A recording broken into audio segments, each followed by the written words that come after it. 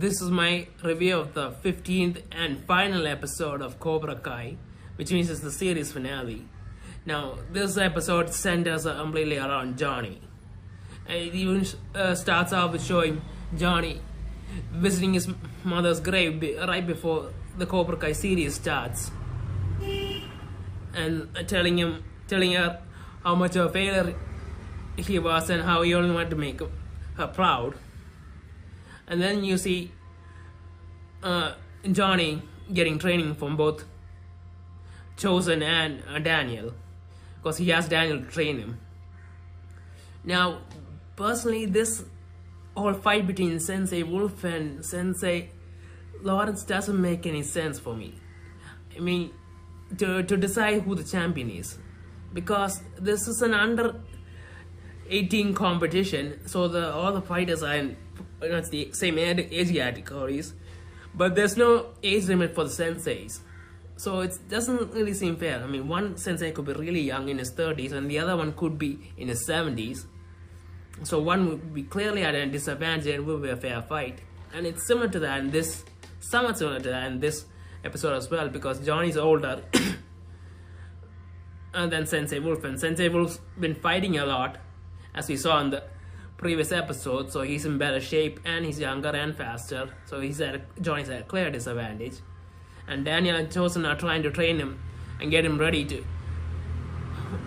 fight Sensei Wolf and beat him despite this disadvantage. And Johnny's dealing with how he's getting a second chance and he's afraid he'll ruin it, and Daniel convinces him not to think too much about him, and he trains him to find balance. And yeah, that's what happens at the beginning. And then you see the match is about to start, the final round. Now it's a 3-point match, Johnny versus Wolf. First to score 3 points wins. And you announce the teams, and first the Iron Dragons show up. Now Zara and Axel are nowhere to be found. Axel probably left and Zara, probably ashamed, didn't come out. And you don't see Silver anywhere, because probably no one knows he's dead yet. And yeah, so Sensei Wolf and the rest of his team come out, and then you see Cobra Kai getting announced, and they cut. And as they were announcing who the team of the final will be, just before they say Cobra Kai, you hear a familiar voice saying Cobra Kai, and then you see coming out in front is Daniel and Chosen, and Daniel's in the black gi of Cobra Kai, which is an awesome moment, honestly. He's wearing the Cobra Kai uniform just to support Johnny. And then behind them, all the members of Miyagi-Do and the former Cobra Kai come together in the Cobra Kai uniform, and they're all in black and standing there to support Johnny. One united dojo. It's a really sight to behold. And so the fight finally starts. Now, right before the fight, Sensei Wolf had just gone into the locker to scare Johnny and to intimidate him about how much he has to lose and how he's a loser and all that. And that gets in Johnny's head. And because of that, in the beginning of the fight, Johnny doesn't seem all that adept. He can't seem to fight properly. He seems to be tensed and scared, and Daniel knows it. And first Daniel tries motivating the normal way, but that doesn't work. And then Daniel decides to do what Johnny would do, and pull up a Johnny and say the same stuff to motivate him. And that actually gets in Johnny's head, and he starts fighting properly. Now, after the first round, Johnny is down by 2 points, and after the second round, Johnny's up by 2 points, and basically they're on level footing. And Sensei Wolf's looking very aggressive, and then Johnny remembers what Daniel told him about how Daniel managed to beat him in '83. It was because Johnny ran right into him, and he was managed to use a crane kick because he left himself wide open, and so he decides to use the same technique Danny did and hold back instead of going on the tackle like what he normally does, and he manages to stop Wolf and gets in a good hit and knocks him out, and he wins. So Johnny finally gets his redemption after 35 years apparently, and Cobra Kai is declared the #1 dojo in the world. They defeated the defending champions and put Cobra Kai on the world map.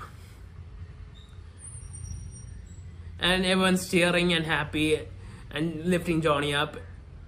And then when the trophy is about to be given, Johnny asks Daniel to come and hold it with him. And they both grab the trophy and hold it together, which is a picture perfect moment. And so the tournament ends. And then you see what happens in the end. You see Johnny showing his wife the new house that they bought, the house he was trying to buy earlier, because I guess he now has the money to afford it since he's the sensei of a world famous dojo. And you see Hawk and what was the guy's name? Dimitri going off to MIT, and then you see Sam going off to Tokyo, I think, and saying goodbye to her parents. And you see Miguel going off with her for just a couple of months at least, because he wants to. And you see Robbie and Tori doing photo shoots because they got because they got a sponsorship deal right before the final match. When they were signing autographs for a few kids, a sponsor agent came by and offered them contracts with a lot of money. So yeah, they're finally able to make a living because everyone saw how good they were together in the tournament. And they're finally getting some redemption for themselves, I guess. And then what else? Oh yeah, you see Cobra Kai, lots of students standing in line to join Cobra Kai. And who walks out? The guy Stingray. He walks out and says there's no more room and you're gonna have to come back for weekend classes if you want, for beginners. It's really nice to see him back. I mean, let's be honest, he's never let go of Cobra Kai. He's always been Cobra Kai. Even when Cobra Kai is dead. He was teaching a bunch of toddlers in the forest. So yeah, it's nice seeing him back. And then what else? Oh yeah, you see Johnny talking to his students, his new students, and some of the old ones that haven't graduated. Talking to students about what Cobra Kai is and what Cobra Kai is meant to be. And not surprisingly, he tells them that his style is aggression, but you also need to be defensive. And so they're also going to have to learn Miyagi-Do. And then we see Daniel teaching a bunch of the same students Miyagi-Do in his dojo. So basically they're kind of a partnership deal in the end. So yeah, that's a little hard one, you see, them becoming partners.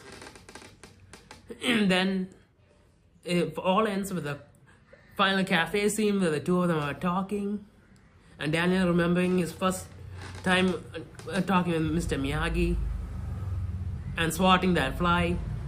And then Johnny comes back, and before Daniel could get it, Johnny kills the fly and says, "No mercy." And you see Daniel smiling, and that's it. That's the end. And honestly, it's a good way to end the series. I'm really happy with the way things ended. And this has got to be the greatest redemption arc ever for any character in any series. I mean, this thing started in '83. And this whole series was about Johnny, let's be honest. About Miguel too, but it was about Johnny. But nobody expected Johnny to get the redemption he deserved, the second chance that he always wanted, but he did. Expected to have it in the series. And it's satisfying. I can't think of anything more satisfying than Johnny finally getting everything he deserved after all the hard work that he did and everything he's been through all throughout his life. This is great. It was fantastic, and just seeing this makes me want to watch the series all over again, knowing that it's all leading up to this. So yeah, that's my review of the series finale of Cobra Kai. Okay.